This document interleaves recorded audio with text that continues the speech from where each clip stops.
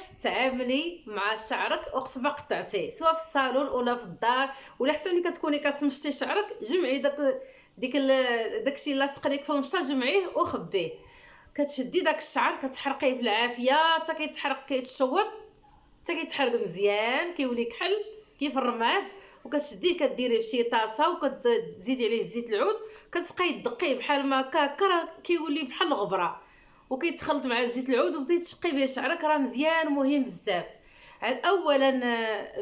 اولا كتفيدي شعرك لان راه فيه مواد زوينين، يعني راه كاين مزيان لطول الشعر ومزيان للتقصف، فيه شحال ديال الفوائد. هذاك الشعر هذاك ملي كتحرقيه في العافيه وتعاودي تدهني به شعرك. وثانيا انك تحسني راسك من السحر. واخا مشيتي للصالون، واخا دائما الانسان يجمع الشعر ديالو.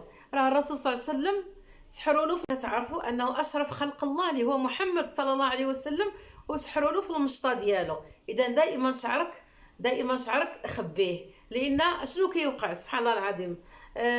كتكون مثلا شي وحده حاسده، كتشوفك تبارك الله نشيطه، عندك القبول، عندك واحد الطاقه زوينه، كتشد هي داك الشعر وكدير لك فيه شي خزعبيلات وشي حوايج اخرين كتمشي تسحر لك به، باش هذيك الطاقه اللي عندك نتيا وهذيك الحيويه اللي عندك نتيا هي كتولي جاذباها لراسها، ونتيا كيرجع لك داكشي بالعكس. فهمتوا؟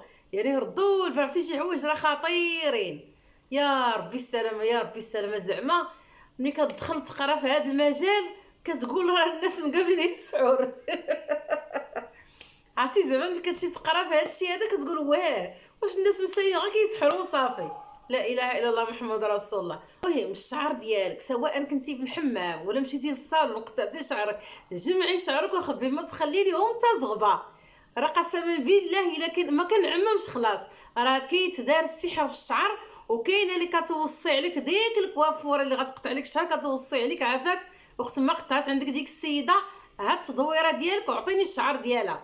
فهمتوني؟ وكتمشي تضرب لك هي به اللعبه، تمشي تسحر لك وتصدقي نتيا حياتك غير راجعه للور، وكتقولي ما عرفت مالي انا ما كنزيدش لقدام.